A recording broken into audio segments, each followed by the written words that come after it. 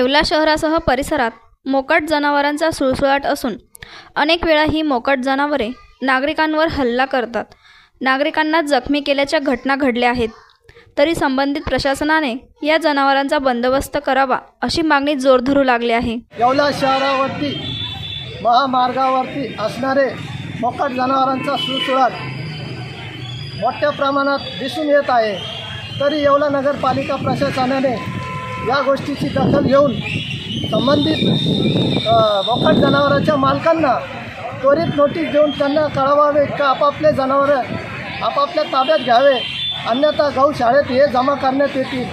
कारण की मोठ्या प्रमाणात अपघात घडत आहे आणि महामार्गावरचा विषय बघितल्यानंतर आज ते अचानकपणे मध्ये घुसतात।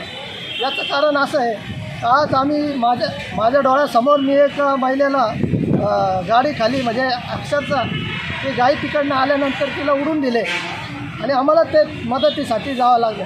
हे मोठ्या प्रमाणात अपघात घडू नये याकरता नगरपालिका प्रशासनाने त्वरित संबंधित जनावरे आहे त्यांच्या प्रत्येक मालकाला नोटीस द्यावे, अन्यथा ते गौशाळेत जमा करावे।